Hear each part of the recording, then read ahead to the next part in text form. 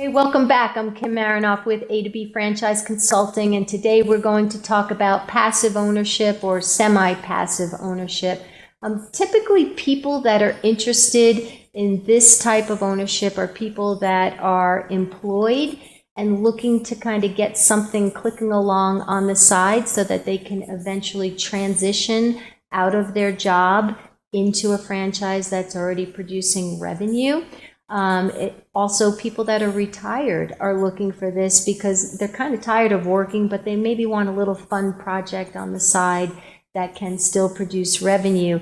Now, once you transition into it, if you do plan to do that, what's nice is that you're already very familiar with the business, and you could even scale it into additional units and build a nice little mini empire for yourselves. But there are a couple of things to consider.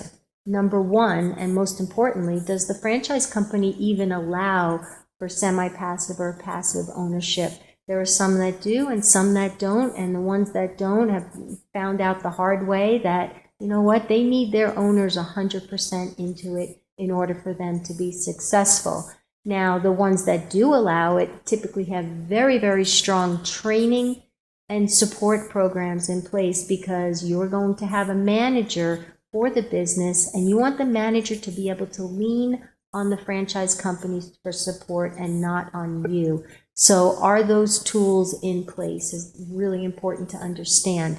You've also got to come into this type of opportunity properly capitalized. I mean, any opportunity properly capitalized, but you will have to hire a manager. And you do not want to have turnover. I mean, that's a big scare tactic. I mean, really scary if you are not involved in the business and your manager quits. So one thing that you might want to consider is structuring some type of sweat equity partnership with a manager.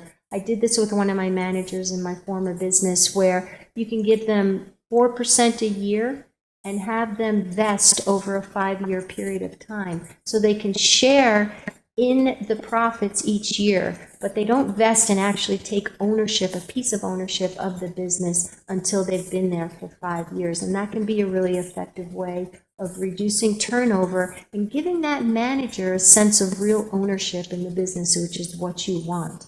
But one thing I want to caution you about is to make sure that you understand nobody is ever going to run that business as well as if you were in there working it every day. So if you can stomach that and deal with that, there are some fantastic semi-passive and passive opportunities out there for you. So more to come on kimmarinoff.com, and I hope you found that helpful. Thank you.